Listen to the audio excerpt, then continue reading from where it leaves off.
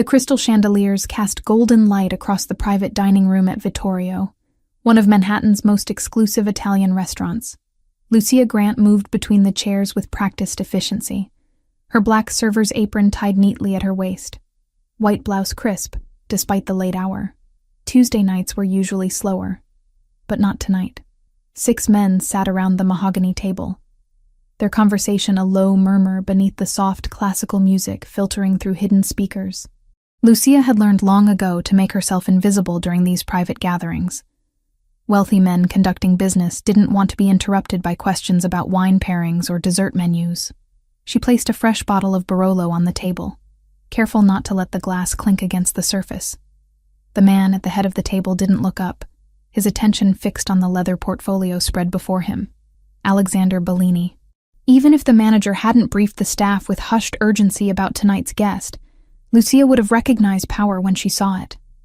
He wore a charcoal suit that probably cost more than she made in 6 months, tailored so perfectly it seemed molded to his frame. Dark hair swept back from a face that belonged on old Italian statues, all sharp angles and commanding presence. His eyes, a deep brown that caught the light when he shifted, scanned documents with the kind of focus that made everything else in the room fade into background noise. "The terms are acceptable," one of the other men said in English, his accent vaguely European. $80 million for exclusive import rights across the eastern seaboard. Your family will handle distribution through existing channels. Lucia refilled water glasses, her movements mechanical. She'd served hundreds of business dinners in her 3 years at Vittorio. This one looked no different from the others, just men in expensive suits making deals that would never touch her world. "The vineyard contracts are here," another man added, sliding papers across the table. "Signed by the producers in Tuscany. Everything is legitimate." Alexander leaned back in his chair, fingers steepled beneath his chin. "My attorney will review before I sign anything. Standard procedure." The man who'd spoken first laughed, the sound too loud for the elegant room. Of course. We expect nothing less from the Bellini family. Your reputation for thoroughness is well known." Lucia moved toward the far end of the table to collect empty plates. 2 men sat slightly apart from the main conversation, their heads bent close together. They spoke quietly, words tumbling out in rapid syllables that made Lucia's hands still for just a fraction of a second. Sicilian, her grandmother's language, the one Carmela had taught her during long afternoons in their cramped Queen's apartment, insisting that Lucia remember where their family came from, even if they'd been in America for 2 generations. "Tuesday is perfect," one of the men murmured, his Sicilian flowing with an accent that didn't quite match the regional dialect. "The explosives are already positioned at the port. When Bellini signs and moves his operation to the new warehouse location, we detonate. The cartel takes the territory while he's dealing with the chaos." Lucia's heart slammed against her ribs. She kept her face blank, years of service industry training allowing her to maintain the neutral expression of someone who understood nothing. Her hands continued their work, stacking plates with steady movements that betrayed none of the ice spreading through her veins. "The Colombians confirmed?" the second man asked, also in Sicilian, though his accent carried hints of something else beneath it. "Mexican, maybe." The realization made her stomach turn. "Yes. Once Bellini is eliminated, Sinaloa controls everything from Baltimore to Boston. The contract signing is just theater. He won't leave this building alive if the signature doesn't come through tonight." Lucia's mind raced. These weren't Italian businessmen. They were cartel members posing as legitimate wine importers, and Alexander Bellini had no idea he was walking into a trap. She glanced at him across the table. He was reviewing another document, a gold pen poised over the signature line. His second in command, a broad-shouldered man who'd been introduced as Joseph, stood near the door with the kind of stillness that suggested military training. 2 other security personnel flanked the room's entrance, alert but not alarmed. No one else had noticed the conversation in Sicilian. Why would they? It was a dead language to most people, especially in a city like New York where a dozen languages mixed on every street corner. Lucia picked up her tray of dishes and turned toward the kitchen, her pulse thundering in her ears. She could walk away, pretend she'd heard nothing. She was a waitress, not a hero. Whatever war these men were waging had nothing to do with her. But if she stayed silent, Alexander Bellini would die tonight. Maybe others too, if the explosives at the port were real. Her grandmother's voice echoed in her memory, words spoken during one of their last conversations before Carmela passed away 3 years ago. We don't turn away from people in danger, Lucia. Our family survived because strangers showed courage when it mattered. You carry that same blood. Lucia set the tray down on the service cart near the wall and picked up the wine bottle she'd opened earlier. Her hands trembled slightly as she approached Alexander's chair, the weight of what she was about to do settling over her like a physical presence. "Excuse me, sir," she said quietly, her voice steady despite the adrenaline coursing through her. "May I refresh your glass?" Alexander glanced up, his dark eyes meeting hers for the first time that evening. Something in his gaze shifted, a flicker of attention that suggested he actually saw her rather than just acknowledging her presence. "Please," he said. Lucia leaned in, angling the bottle over his glass. Her mouth was close to his ear, close enough that her whisper would carry to him alone. She switched to Sicilian, the words flowing with the same fluency her grandmother had drilled into her since childhood. "It's a trap. Don't sign anything. They're planning to kill you tonight." Alexander went absolutely still. Thepin in his hand stopped moving. The small muscle in his jaw flexed once, the only visible reaction to her words. His eyes cut to her face, searching, analyzing. Lucia straightened, moving the bottle away as if she'd simply poured his wine. Her heart hammered so violently she was certain everyone in the room could hear it. For 3 seconds that felt like hours. Nothing happened. Then Alexander set down his pen with deliberate care and pushed back from the table slightly, his posture shifting from relaxed businessman to something far more dangerous.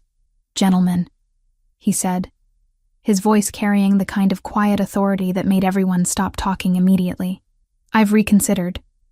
This deal moves too fast for my comfort. We'll postpone the signing until my team completes a full audit of your operations." The man who'd presented the contract stiffened. "Mr. Bellini, we've been negotiating for months. Everything is in order. Then you won't mind waiting another week while I verify that." Alexander's tone allowed no argument. His eyes flicked to the 2 men who'd been speaking in Sicilian, and Lucia saw the exact moment those men realized something had gone wrong. One of them reached inside his jacket. "Joseph," Alexander said calmly. The security chief moved like water, fluid and impossibly fast. He had the reaching man's arm twisted behind his back before the weapon cleared leather, driving him face first into the mahogany table with enough force to rattle the wine glasses. Chaos erupted. The second Sicilian-speaking man lunged toward Alexander, but 2 more security personnel materialized from positions Lucia hadn't even noticed, intercepting him mid-stride. Chairs crashed backward. One of the other businessmen shouted something in Spanish, confirming Lucia's suspicions about the cartel connection. Alexander remained seated, utterly composed, as his people subdued the attackers with professional efficiency. Within 90 seconds, all 5 supposed businessmen were on their knees, hands secured behind their backs with zip ties that Joseph produced from somewhere inside his jacket. "Clear the weapon," Alexander ordered, his eyes never leaving the men on the floor. "Check them all." Joseph and his team found 4 handguns, 2 knives, and what looked like a phone detonator on the man who'd spoken about explosives. Alexander examined each item as it was placed on the table in front of him, his expression carved from stone. Lucia had backed against the wall during the commotion, her tray forgotten on the service cart. She pressed her palms flat against the cool plaster, trying to steady her breathing. Alexander's gaze found her across the room. He stood in one fluid movement and crossed the distance between them in 3 strides. Up close, he was taller than she'd realized, easily 6'2" or 6'3". The air around him seemed to vibrate with controlled violence barely held in check. "What's your name?" he asked, his Sicilian carrying the authentic Palermo accent of someone who'd grown up speaking it. "Lucia," she managed. "Lucia Grant. You speak Sicilian." It wasn't a question, but she nodded anyway. "My grandmother taught me. She was from a village near Palermo. And you understood what they said?" "Yes." Her voice came out steadier now. "They're not wine importers. They're cartel. Sinaloa, I think, based on the accent underneath the Sicilian." They mentioned explosives at the port and taking territory after you signed the contract. This was supposed to be an ambush. Alexander studied her face with an intensity that made her feel exposed, as if he could see past her server's uniform to every secret she'd ever kept. You could have stayed silent, pretended you heard nothing. I could have, Lucia agreed. Her grandmother's face flashed through her mind again. But I didn't. Something shifted in Alexander's expression, not quite a smile, but a softening around his eyes that suggested approval. He turned to Joseph, switching back to English. Get Marco on the phone. Tell him to check the new warehouse at the port. If there are explosives, I want them found and disarmed within the hour. On it, boss. Joseph already had his phone out, stepping away to make the call. Alexander returned his attention to the men on the floor. Sinaloa cartel. Interesting choice, gentlemen. You're a long way from Mexico. The man who'd led the negotiations spat blood onto the hardwood floor. You're already dead, Bellini. This territory belongs to us now. You just don't know it yet. I disagree. Alexander's voice remained conversational, almost pleasant. But we'll have plenty of time to discuss your mistakes. Joseph, call our friends at the precinct. Tell them we have a gift for them. Multiple weapons charges, conspiracy to commit murder, attempted fraud. That should keep them occupied while we have a longer conversation about their employers. Lucia watched the scene unfold with a strange sense of detachment, as if she were observing from outside her own body. 10 minutes ago, she'd been a waitress worried about whether Table 7 needed more bread. Now she stood in the middle of what was clearly a mob operation, having just saved the life of one of New York's most powerful crime bosses, Miss Grant. Alexander's voice pulled her back to the present. Don't leave yet. We need to talk. It wasn't a request. Lucia nodded mutely, her throat too dry for words. The next 20 minutes passed in organized chaos. Police arrived with surprising speed, though the officers who entered the private dining room greeted Joseph by name and seemed unsurprised by the scene they found. The supposed businessmen were led away in handcuffs, still protesting their innocence despite the weapons and detonator sitting in evidence bags. Through it all, Alexander orchestrated everything from his position at the table, making calls on a slim black phone, issuing quiet orders that were followed without question. Lucia remained where he'd told her to stay, watching this man command an invisible empire with nothing more than tone and presence. Finally, Joseph returned from the hallway, where he'd been coordinating with someone on his phone. Marco found them, boss. 3 devices positioned throughout the new warehouse, just like she said. Bomb squad is handling it now, but Marco estimates they had enough explosives to level the entire building and take out half the block. Alexander's jaw tightened, the only visible reaction to the news that he'd been hours away from a catastrophic attack. His eyes found Lucia again, and this time she saw something she hadn't expected in those dark depths. Gratitude. And beneath it, a spark of interest that had nothing to do with business. Clear the room, he told Joseph. Everyone out except Miss Grant. The security team filed out efficiently, closing the heavy wooden door behind them with a soft click. Suddenly, the private dining room felt much smaller, the air between Lucia and Alexander charged with an energy she couldn't quite name. He gestured to one of the chairs at the table. Sit, please. Lucia crossed the room on legs that felt disconnected from her body and lowered herself into the chair, acutely aware of how out of place she looked in her server's uniform surrounded by the wreckage of the interrupted business deal. Alexander took the seat beside her rather than across the table, close enough that she could smell his cologne, something expensive and understated with notes of sandalwood and citrus. You saved my life tonight, he said quietly. Do you understand that? Lucia swallowed hard. I just did what anyone would do. No. The word came out flat, final. Most people would have pretended they heard nothing. Self-preservation is a powerful instinct, especially when crime families and cartels are involved. But you chose to warn me anyway. Why? She thought about lying, about giving him some noble reason that would make her sound brave rather than foolish. But something in his gaze demanded honesty. My grandmother always said we don't turn away from people in danger.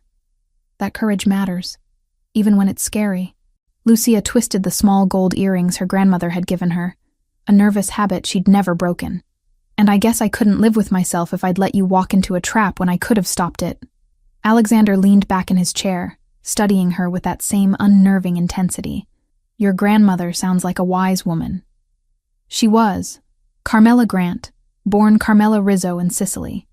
She came here when she was 20 and never went back. But she made sure I knew where we came from. When did she pass? 3 years ago. The familiar ache settled in Lucia's chest. She raised me after my parents died in a car accident. I was 9. I'm sorry. The condolence sounded genuine rather than reflexive. My parents were also from Palermo. They came to New York in the 70s, built their business from nothing. Lucia didn't ask what business. She had a pretty good idea, and naming it felt dangerous. The cartel will know you interfered, Alexander said, his tone shifting to something more serious. When those men are interrogated, they'll talk about what happened here tonight. Your involvement won't stay secret. The ice that had started to thaw in Lucia's veins returned with a vengeance. She hadn't thought that far ahead, hadn't considered the consequences beyond the immediate moment of warning him. What does that mean? Her voice came out smaller than she wanted. It means you're in danger now. Sinaloa doesn't forgive witnesses, especially ones who cost them this much. Alexander's expression hardened. I won't let anything happen to you because you saved my life. You're under my protection now, whether you want it or not. Lucia's first instinct was to argue, to insist she could take care of herself the way she always had. But the certainty in his voice, the absolute conviction that he could keep her safe, made the protest die in her throat. I don't even know you, she whispered. No, Alexander agreed. But after tonight, that's going to change. Lucia barely slept that night. She'd gone home to her studio apartment in Astoria around 2 a.m, escorted by 2 of Alexander's men who insisted on checking every corner of her building before letting her climb the stairs alone. They stayed in a black sedan across the street, windows tinted, exhaust pipe releasing steady clouds into the cold air. She lay in bed staring at the ceiling, replaying the events at Vittorio over and over, the Sicilian conversation, Alexander's face when she'd whispered the warning, the guns, the zip ties, the casual efficiency with which his people had handled armed cartel members like they were dealing with unruly children. What had she gotten herself into? The knock on her door came at 7:45, sharp and authoritative. Lucia jerked upright, her heart immediately racing. She pulled on jeans and a sweater, fingers clumsy with adrenaline, and peered through the peephole. 2 men in dark suits stood in the narrow hallway. Not the same ones from last night, but they had that same quality of controlled alertness that marked them as Alexander's people. Miss Grant, the taller one said when she cracked open the door. Mr. Bellini requests your presence. We're here to escort you. Requests. As if she had a choice. Give me 5 minutes, Lucia said. She brushed her teeth, splashed water on her face, and pulled her hair into a ponytail with shaking hands. No makeup, no time to care about appearances. She grabbed her phone, her keys, and the small purse that held her license and the $63 currently in her checking account. The men led her downstairs to a different sedan, this one charcoal gray with tinted windows that made it impossible to see inside from the street. Lucia slid into the back seat, the leather cold even through her jeans. They drove in silence. Morning traffic clogged the streets, taxis honking, delivery trucks double-parked, the city slowly waking to another Wednesday. Lucia watched it all through the window, wondering if this was the last time she'd see her neighborhood as a free woman. The sedan pulled up in front of a glass tower in the financial district, all sleek lines and reflective surfaces that caught the weak November sunlight. The men escorted her through a lobby filled with marble and modern art, past security guards who nodded recognition, into an elevator that required a key card to access the top floors. Lucia's stomach dropped as they ascended. 42 floors, according to the digital display. The doors opened onto a reception area that looked like something from an architecture magazine. Minimalist furniture, floor-to-ceiling windows, abstract paintings that probably cost more than her car. A woman in her 30s with sharp eyes and an expensive suit looked up from behind a glass desk. Miss Grant, Mr. Bellini is expecting you. She was led down a hallway lined with closed doors, past what looked like conference rooms and executive offices, to a corner suite at the end. One of the escorts knocked twice and opened the door without waiting for a response. Alexander stood at the windows, his back to the room, phone pressed to his ear. He wore another impeccable suit, this one navy blue, his hair still damp from a recent shower. The office was massive, easily twice the size of Lucia's entire apartment, dominated by a desk that looked carved from a single piece of dark wood. "I don't care what it costs," Alexander said into the phone, his tone flat and final. "I want every port facility checked by tonight. If you find anything else, you call me immediately." He ended the call and turned. His eyes found Lucia immediately, sweeping over her casual clothes and bare face with an assessment that felt both thorough and strangely non-judgmental. "Sit," he said, gesturing to one of the leather chairs facing his desk. Lucia sat. The escorts left, closing the door behind them with a quiet click that felt ominous. Alexander moved around his desk but didn't sit. He leaned against the front edge, arms crossed, studying her with the same intensity he'd shown last night. "How much do you know about the Sinaloa cartel?" he asked without preamble. "Only what I see on the news. Drugs, violence, Mexico." Lucia's voice came out steadier than she felt. "Why?" "Because they put a price on your head last night." The words hit like a physical blow. Lucia gripped the arms of the chair, her knuckles going white. "What?" "The men we arrested talked. They always do, eventually." Alexander's expression remained neutral, but something in his eyes suggested anger beneath the calm surface. "They reported back to their handlers before the police took them. Your description, your name from the restaurant's employee records, everything. Sinaloa doesn't forgive witnesses, especially ones who cost them an $80 million operation and a foothold in New York." Lucia's mouth went dry. "I'm just a waitress. I don't know anything else about their operation. I can't hurt them." "You already did. And in their world, that's enough." Alexander's jaw tightened. "I'm not telling you this to scare you, though you should be scared. I'm telling you because you need to understand the situation. These people will find you. It's not a question of if, but when. You have maybe 24 hours before they locate you, and when they do, they won't be interested in conversation." Panic clawed up Lucia's throat. She forced it down, forced herself to think. "Then I'll leave, disappear. I can be on a bus to somewhere by this afternoon." "Where?" Alexander's question was gentle, but pointed. "You have family somewhere? Friends in another state who can hide you?" Lucia stopped. She had no one. Carmela had been her only family, and the friends she'd made over the years were casual acquaintances at best. People she'd shared shifts with but never let get close. "I'll figure it out." "You won't have time to figure it out." Alexander straightened, his full height suddenly imposing in the quiet office. "But I can protect you. I have resources, safe locations, people who can keep you alive while we handle the cartel problem." "Why would you do that?" The question burst out before Lucia could stop it. "You don't owe me anything.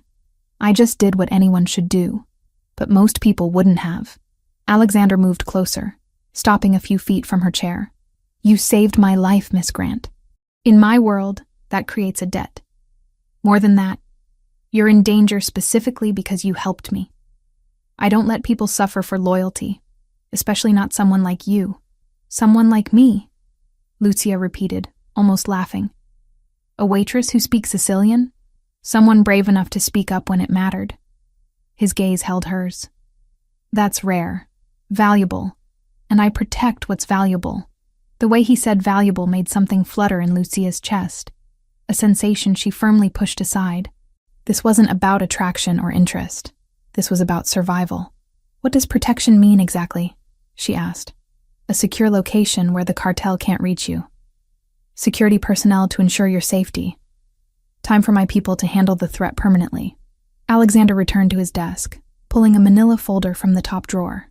"I'm offering you a choice. You can accept my help, or I can arrange for you to leave the country. New identity, passage to Italy, enough money to start over somewhere Sinaloa won't look." He slid the folder across the desk. Inside, Lucia found a passport with her photo, but a different name, Anna Russo. Plane tickets to Rome dated for tomorrow morning. A bank card, with what looked like a substantial balance based on the paperwork clipped to it. "You made these overnight?" she asked, stunned. I have people who handle such things." Alexander's tone suggested this wasn't unusual for him. "The passport will pass any inspection. The money is clean, untraceable. You could be in Italy by tomorrow afternoon, completely off their radar." Lucia stared at the documents, her mind spinning. A new life. A fresh start in the country her grandmother had left behind. Free from danger. Free from the cartel. Free from everything she'd built here.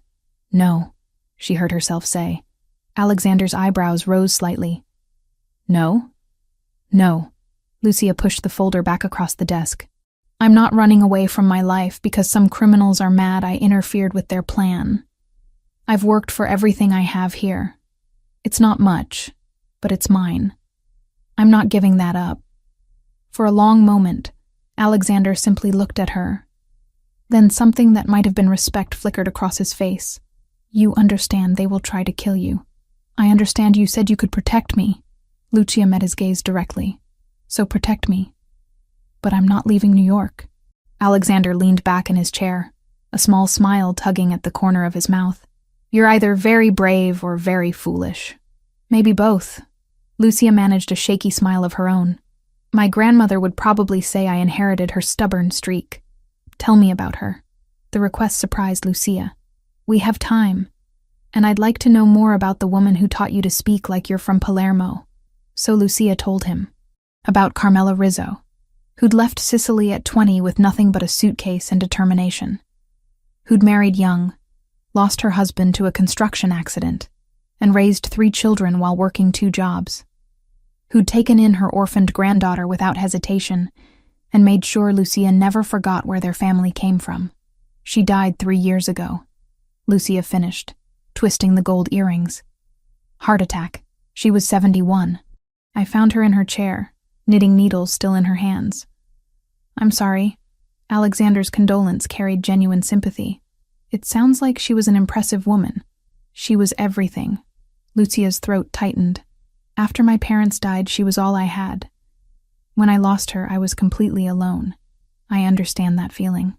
Alexander's expression softened slightly. "My parents were also from Palermo. They came here in the 70s, built their business from nothing. My father died when I was 23. My mother 2 years later. I have a younger sister, Lauren, but I keep her far away from my world. She lives in Boston, works as a teacher, has no idea about most of what I do. That must be hard," Lucia said quietly, "keeping that distance. It keeps her safe." Alexander's jaw tightened. "Which is what matters. She has a normal life, a good life, that's worth more than closeness." They sat in silence for a moment. 2 people who'd lost too much finding unexpected common ground in an office 42 floors above the city. "So what happens now?" Lucia finally asked. Alexander stood, decisiveness returning to his posture. "Now we get you to a secure location. I have an apartment in Tribeca, not a penthouse. Just a functional space we use for people who need protection. It's monitored, secure, and the cartel won't find it." "For how long?" "As long as it takes to eliminate the threat." He pulled a business card from his pocket, black with silver lettering and a single phone number. "This is my personal line. You need anything, you call. Day or night. No one else has this number except my sister and my second in command." Lucia took the card, the weight of it somehow significant in her palm. "Thank you. Don't thank me yet. You're about to spend days, maybe weeks, confined to an apartment with security watching your every move. It's protective custody, not a vacation. Still better than being dead." Lucia stood, shouldering her purse. "When do we go?" "Now." The apartment in Tribeca was exactly as Alexander had described. Functional, rather than luxurious. 2 bedrooms, a living area with reinforced windows, a kitchen stocked with basics. The security was subtle, but present. Cameras in the hallway. Guards rotated in 8-hour shifts outside the door. Lucia spent the day alternating between pacing and sitting, her mind unable to settle. She'd called her manager at Vittorio, claiming a family emergency that would keep her away for a while. The lie came easily, smoothly. Another small piece of her normal life slipping away. Alexander returned around 9 that evening, carrying bags from a nearby Italian deli. I thought you might be hungry. They ate at the small dining table, conversation flowing more easily than Lucia had expected. He asked about her life. Her dreams before circumstances had narrowed her options. She found herself talking about the languages she'd wanted to study, the degree she'd planned to pursue before money became impossible. What would you do? Alexander asked. If money wasn't an issue. If you could study anything, be anything? Lucia considered the question, unused to thinking beyond the immediate concerns of rent and bills. I'd study linguistics, maybe work as a translator or interpreter. Use the languages I know to actually help people, not just take drink orders. You speak more than Sicilian? Italian, Spanish, some French. I taught myself from library books and online courses. She shrugged, embarrassed. It's not formal education, but I'm fluent enough. Alexander's expression turned thoughtful. That's a valuable skill set. More valuable than you probably realize. When he stood to leave an hour later, Lucia walked him to the door. He paused on the threshold, seeming to debate something internally. You surprised me today, he finally said. Most people would have taken the escape route. Run as far and fast as possible. I'm not most people. Lucia managed a tired smile. Apparently I'm stubborn and foolish. Brave. Alexander corrected quietly. The word you're looking for is brave. Their eyes held for a moment too long, something unspoken passing between them in the narrow entryway. Then Alexander cleared his throat and stepped back. Get some rest. Tomorrow we'll figure out what comes next. After he left, Lucia locked the door and leaned against it, her heart beating faster than the situation warranted. She pulled out the business card he'd given her, running her thumb over the embossed numbers. Alexander Bellini, crime boss, dangerous man, her only protection against people who wanted her dead. And somehow, against all logic, someone she was beginning to trust. 7 days in the Tribeca apartment felt like 7 years. Lucia had always considered herself adaptable, someone who could make the best of any situation. But confinement tested that belief in ways she hadn't anticipated. The space itself was comfortable enough. Clean sheets, a functional kitchen, windows that let in filtered sunlight through bulletproof glass. But knowing she couldn't leave, couldn't even step outside for a walk without armed escorts, made the walls press closer each day. She filled the hours with whatever she could find, reading on her phone until her eyes burned, cooking elaborate meals from the groceries that appeared like clockwork every other morning, watching the street below through those reinforced windows, counting taxis, studying pedestrians, searching for any sign of the danger Alexander insisted was still hunting her. The security detail rotated every 8 hours. Different faces but the same watchful silence, men and women who nodded politely when she offered coffee, but never engaged in actual conversation. They were there to protect her, not befriend her. On the 7th morning, Lucia was staring at her 3rd cup of coffee when her phone buzzed with an unfamiliar number. She almost didn't answer, then recognized the area code from Alexander's business card. Miss Grant. His voice carried clearly through the speaker. How are you holding up? Lucia glanced around the apartment, at the books she'd already read twice, the television she'd watched until the programs blurred together. I'm going quietly insane, if we're being honest. But I'm alive, so there's that. A low chuckle reached her ear. Fair assessment. I have a proposition that might help with the sanity issue. I'm listening. My people confirmed continued cartel activity in the city. They're looking for you, which means you need to stay protected. But you don't need to stay idle. He paused. I have several meetings scheduled this week with Italian suppliers, legitimate business contacts for the import company. I need a translator who understands not just the language but the cultural context. Someone who can read between the lines. Lucia's pulse quickened. You want me to work for you? I want to put your skills to use while you're under my protection. The meetings will be in secure locations. You'll have security the entire time. And it gives you something productive to do, besides count ceiling tiles. What kind of meetings? Olive oil importers from Tuscany today. Wine distributors from Piedmont on Thursday. All legitimate operations. Nothing that would put you in danger beyond what already exists. His tone shifted slightly. This isn't charity, Lucia. I genuinely need someone with your language abilities. Most translators I hire are competent, but they miss nuances. You wouldn't. The use of her first name sent an unexpected warmth through her chest. She pushed it aside, focusing on the practical aspects. Where would these meetings happen?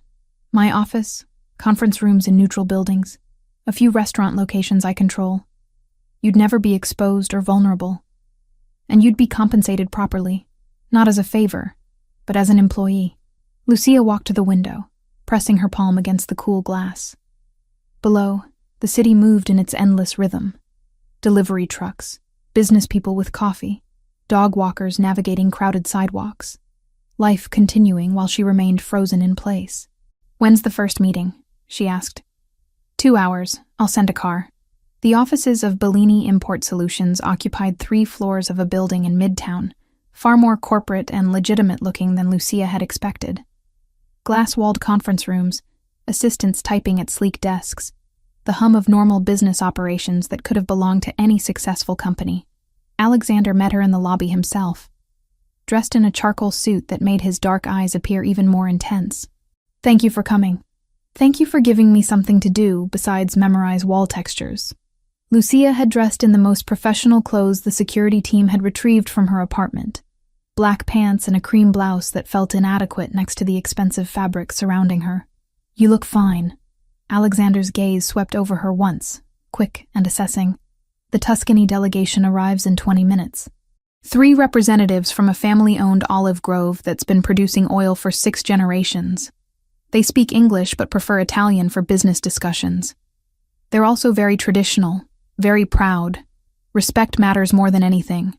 "Understood." He led her to a conference room where Joseph was already setting up laptops and presentation materials.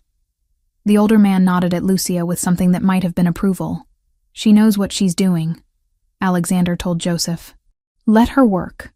The Italians arrived precisely on time, 3 men in their 50s and 60s wearing suits that had clearly been tailored in Europe. They greeted Alexander with warm handshakes and careful formality, then turned curious eyes on Lucia when Alexander introduced her. "This is Lucia Grant, my translator for today's meeting. She speaks Italian and Sicilian fluently." The oldest of the 3, a man with silver hair and weathered hands, addressed her directly in rapid Italian. "Your family is from Italy, Signorina?" The honorific meant Miss, but it felt like a test. "My grandmother came from Sicily," Lucia replied in the same language, matching his regional accent without thinking. "A small village near Palermo. She made sure I learned properly. Not the broken Italian Americans usually speak." Something lit in the old man's eyes. "Ah, a true daughter of Sicily. Your grandmother taught you well. I am Antonio Ricci, and these are my brothers, Marco and Giuseppe. We are very pleased to meet you." The tension in the room immediately softened. What could have been a formal, guarded negotiation transformed into something closer to a conversation between family. Antonio and his brothers relaxed in their chairs, their Italian flowing more freely as Lucia translated back and forth between them and Alexander. But she did more than simply convert words. When Antonio used a phrase that referenced an old Tuscan saying about quality versus quantity, Lucia didn't just translate literally. She explained the cultural context to Alexander, the deeply held belief among traditional producers that rushing meant sacrificing excellence. When Alexander proposed distribution terms, Lucia softened the language slightly, framing it in a way that emphasized partnership rather than transaction. The Ricci brothers responded with enthusiasm rather than the defensive posturing that had apparently stalled previous negotiations. 2 hours later, they had a preliminary agreement that Joseph described as the best terms anyone had managed to extract from the notoriously difficult Ricci family in 5 years of trying. Antonio clasped Lucia's hands as they prepared to leave. "You have a gift, Signorina. Miss. Not just for language, but for understanding people. Your grandmother would be very proud." After the Italians departed, Alexander turned to Lucia with an expression she couldn't quite read. "You were remarkable. I just translated." "No." He shook his head. "You read them, understood what mattered to them, and adjusted the conversation accordingly. That's not translation. That's negotiation at a level most people never achieve." Warmth flooded Lucia's cheeks. "My grandmother always said language is about connection, not just words." She was right. Alexander checked his watch. "It's nearly 7. Have you eaten?" Not since breakfast. There's a place in the West Village I think you'd like. Nothing fancy, just good food and quiet atmosphere." He paused. "Consider it a professional dinner. We can discuss how the other meetings this week should be structured." Lucia knew she should probably decline, maintain some kind of boundary between her situation and whatever this was becoming. But the thought of going back to that apartment, to the silence and the waiting, made the decision easy. "I'd like that." The restaurant occupied a narrow brownstone on a tree-lined street, the kind of place tourists would walk past without noticing. No sign outside, just a discreet number above an unmarked door. Alexander led her through to a back room where half a dozen tables were scattered across worn wooden floors. The owner, an elderly Italian woman who called Alexander by his first name, seated them at a corner table and disappeared into the kitchen without taking their order. "She'll bring whatever she made today," Alexander explained. "Maria doesn't believe in menus. You eat what she cooks or you go somewhere else. My grandmother was the same way." Lucia smiled at the memory. "She'd spend all day making Sunday dinner and get offended if you didn't eat 3 helpings of everything." "Did you cook with her?" "Every weekend. She taught me to make sauce from scratch, to roll pasta by hand, all the old recipes her mother had taught her." Lucia traced the grain of the wooden table with one finger. "After she died, I couldn't bring myself to make any of it. Too many memories." Alexander nodded slowly. "I understand that. My mother's kitchen was her domain. After she passed, my sister tried to cook her recipes, but it never tasted right. Like something essential was missing beyond just the ingredients." Maria returned with wine, a deep red that tasted like earth in summer. Then came plates of food, simple preparations that showcased quality ingredients. Grilled vegetables, fresh mozzarella, bread still warm from the oven. They ate and talked, the conversation flowing between personal history and present circumstances. Lucia told him about her dreams of studying languages. The scholarship applications she'd filled out before her grandmother's medical bills consumed what little savings they had. "I worked at a coffee shop in college," she explained. "Took night classes when I could afford them. Made it through 2 semesters before the money ran out completely. After Carmela died, I had to drop out and work full-time just to cover rent." "That's when you started at Vittorio?" "No, I worked at 3 other restaurants first. Vittorio was actually a step up. The pay was better and the clientele tipped well if you kept your head down and didn't cause problems. Until you decided to cause a very specific problem by saving my life." Lucia met his gaze across the table. "I'd do it again, even knowing what it cost me." "Why?" Alexander leaned forward slightly. "You lost your job, your apartment, essentially, your normal life. Most people would regret that decision by now. Because letting you die would have cost me more." She struggled to articulate the feeling. "I would have lost myself, the person my grandmother raised me to be. Some things matter more than convenience or safety." Something shifted in Alexander's expression, a softening around his eyes that made him look younger, less guarded. "Your grandmother raised someone remarkable." Before Lucia could respond, Maria appeared with dessert, effectively ending the moment. But the warmth in Alexander's gaze lingered, even as the conversation shifted to safer topics. They were walking to the car an hour later when Lucia noticed the headlights. A dark sedan had been parked across the street when they arrived. Now it pulled away from the curb the moment they stepped outside, moving slowly in their direction. Alexander's hand found her elbow immediately, his grip firm but not painful. "Get in the car. Now." His driver already had the engine running, passenger door open. Lucia slid into the back seat as Alexander joined her, his body angling to shield hers from the street. Joseph appeared from somewhere, phone already at his ear. "We've got a tail," the driver said, his voice calm despite the tension crackling through the vehicle. "Black sedan, 2 occupants visible, following since we left Midtown." Alexander's jaw tightened. "Lose them. Don't let them track where we're going." The next 15 minutes passed in a blur of turns and acceleration. The driver navigated the city streets with precision, using traffic and timing to put distance between their car and the pursuing sedan. Lucia gripped the door handle, her heart hammering as they wove through intersections and doubled back on their route twice. Finally, after a series of turns that left Lucia completely disoriented, the driver spoke again. Clear. "They lost us near Union Square." But Alexander didn't relax. They know she's mobile now. They'll be watching, waiting for another opportunity. He turned to Lucia, his expression grim. The Tribeca apartment isn't safe enough anymore. They're actively hunting, which means we need better security. Where then? I have a property in Greenwich, Connecticut. About 45 minutes from the city, gated, monitored, much harder to approach without being detected. He pulled out his phone, already typing. We go there tonight. You pack whatever you need from the apartment, and we leave within the hour. Lucia wanted to argue, to insist this was too much, that she didn't want to be more in his debt than she already was. But the memory of those headlights, the deliberate way that Sedan had followed them, silenced the protests. Okay, she said quietly. Alexander's hand found hers in the darkness of the back seat, his fingers warm and steady. I meant what I said. I won't let them hurt you. Lucia believed him. That should have frightened her more than the cartel did, this growing trust in a man whose world was built on violence and power. But sitting in that car, his hand wrapped around hers, she couldn't bring herself to care about the logic of it. She was safe. For now, that was enough to hold on to. 3 weeks in Greenwich felt like stepping into a different world.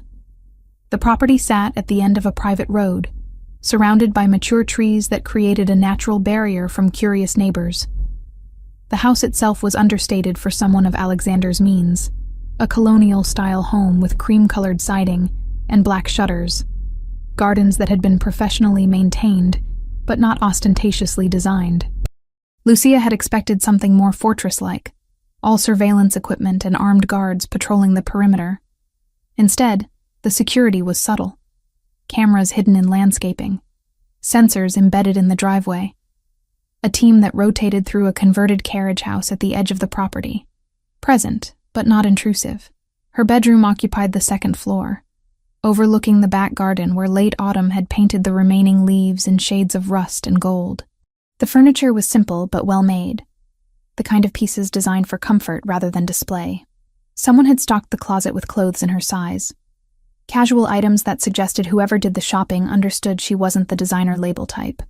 The first few days, Lucia barely saw Alexander.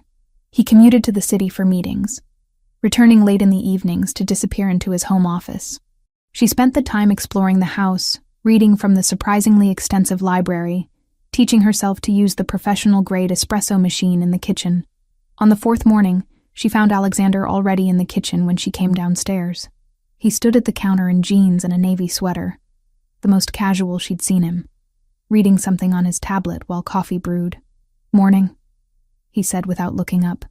"I'm working from home today. Hope that doesn't bother you. It's your house."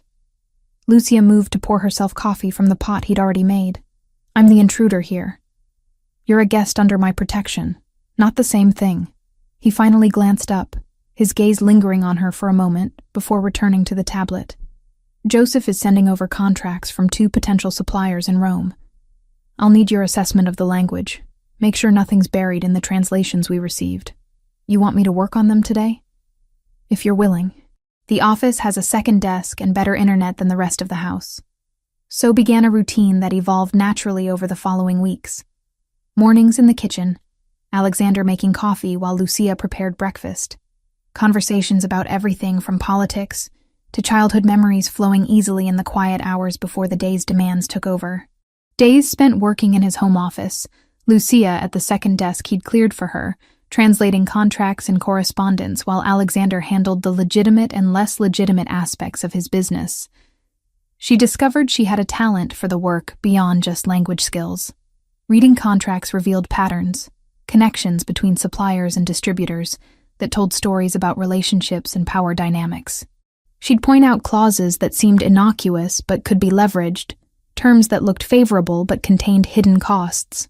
"You should have studied business along with languages," Alexander commented one afternoon, reviewing her notes on a particularly complex wine distribution agreement. "You have an instinct for it. My grandmother used to say I noticed what people didn't say more than what they did."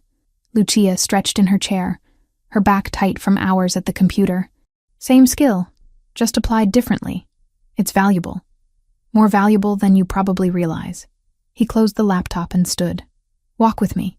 I need to clear my head and you've been staring at screens all day." The garden paths wound through what had probably once been formal landscaping, but had softened with time into something more natural. They walked in comfortable silence.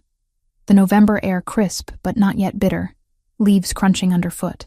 "Tell me something," Alexander said eventually. "What would you be doing right now if none of this had happened? If you were still working at Vittorio, living your normal life?" Lucia considered the question. "Probably getting ready for a dinner shift. Checking my bank account to see if I could afford new shoes since mine have holes in the soles. Planning how to stretch my grocery budget for another week. That's existence, not living." It was my existence. My life. She bent to pick up a particularly vibrant red leaf, twirling it between her fingers. I didn't hate it. It wasn't what I dreamed of. But I was independent, taking care of myself. That mattered. And now? Now I'm in a beautiful house, doing work I actually enjoy. But I can't leave without armed guards, and I'm here because someone wants me dead. She released the leaf, watching it spiral away in the breeze. "I don't know what this is." Alexander stopped walking, turning to face her. "It's temporary. The situation with the cartel, I mean. My people are working on it. Once it's resolved, you can go back to your life if that's what you want." "Is it?" Lucia met his gaze. "What I want, I mean. Do I get a say in any of this?" "You've always had a say. I'm not keeping you prisoner." "Aren't you?" The words came out sharper than intended. "I'm grateful for the protection, truly. But let's not pretend I have real freedom here. I go where you say, when you say, with whoever you assign to watch me. My entire life is in your hands." Alexander's jaw tightened. "Because the alternative is you dead in an alley somewhere. Forgive me for prioritizing your survival over your independence. I'm not ungrateful. I just want to understand what happens when this is over. Do I go back to being a waitress?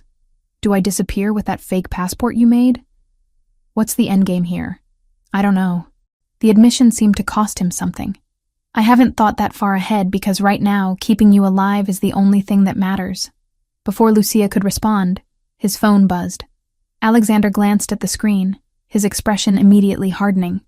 "I need to take this. We'll continue this conversation later." He strode back toward the house, already speaking rapidly into the phone in Italian. Lucia followed more slowly, that familiar feeling of being adrift settling over her again. That evening, Alexander's sister arrived unannounced. Lucia was in the kitchen preparing dinner when she heard voices in the foyer. A woman's laugh followed by Alexander's lower tones. She wiped her hands on a towel and moved to the doorway. The woman embracing Alexander was petite, maybe 5'3", with the same dark hair and brown eyes but softer features. She wore jeans and a Boston University sweatshirt, canvas bag slung over one shoulder, looking nothing like the polished professionals Lucia had seen in Alexander's office. "You said you'd visit last month," the woman was saying, poking Alexander in the chest. "Then last week. I figured if you wouldn't come to me, I'd come to you. Lauren." Alexander's tone carried warning and affection in equal measure. "You should have called first. And give you time to tell me not to come? No chance." Lauren's eyes found Lucia hovering in the kitchen doorway. "Oh, you have company. I didn't realize. I'm sorry. This is Lucia Grant," Alexander said, his hand moving to the small of Lauren's back, gently pushing her forward. "Lucia, my sister Lauren, who apparently doesn't understand boundaries," says the man whose entire business is crossing boundaries. Lauren extended her hand to Lucia with a warm smile. "It's nice to meet you. Alex never has guests here, so you must be someone special." Heat crept up Lucia's neck. "I'm working for your brother temporarily. He's been kind enough to let me stay here while some business issues get resolved." "Business issues?" Lauren's gaze flicked to Alexander with obvious skepticism. "Right. And I'm the Queen of England." "Lauren," Alexander's voice carried clear warning now. Fine. I'll behave." Lauren sniffed the air. "Something smells amazing. Are you cooking?" "Just pasta with vegetables, nothing fancy." Lucia gestured back toward the kitchen. "There's plenty if you'd like to stay for dinner." "I'd love to." The meal passed pleasantly, Lauren filling the conversation with stories about her students, the chaos of teaching middle school, the apartment she'd recently moved into in Cambridge. She had an easy warmth that made Lucia relax despite the awkwardness of the situation. Alexander watched them interact with an expression Lucia couldn't quite read, something between contentment and concern. After dinner, Lauren insisted on helping with dishes, while Alexander took a call in his office. The moment he left the room, Lauren turned to Lucia with sharp intelligence in her eyes. So, what's really going on here? I told you. I'm working for him and needed a safe place to stay. Lucia. Lauren's tone was gentle but firm. I haven't seen my brother in 6 months. He never works from home, never has people stay here. This place is his sanctuary from everything else in his life. So either you're in serious danger and he's protecting you, or something else is happening. Maybe both. Lucia dried a plate slowly, debating how much to share. The danger part is true. I witnessed something I shouldn't have, and now the wrong people want to make sure I can't testify. And Alex is keeping you safe. Yes. Lauren nodded, filing away the information without pressing for details she clearly knew better than to ask about. He's good at that. Keeping people safe, I mean. Sometimes too good. He thinks if he controls every variable, nothing bad can happen to the people he cares about. I'm not sure I qualify as someone he cares about. I'm more of an obligation. You're in his house, eating dinner at his table, working in his office. Lauren's gaze was knowing. My brother doesn't do obligations here. This is where he comes to get away from all that. If you're here, it's because he wants you here. The words settled into Lucia's chest, warm and unsettling in equal measure. Lauren stayed through the weekend, sleeping in one of the guest rooms, filling the house with energy it had lacked before. She and Lucia fell into easy companionship, cooking together, walking the garden paths, talking about books and travel and the lives they'd imagined for themselves before reality intervened. On Sunday evening, as Lauren prepared to drive back to Boston, she hugged Lucia tightly. Thank you. For what? For whatever you're doing that makes him look less lonely. Lauren pulled back, her eyes serious.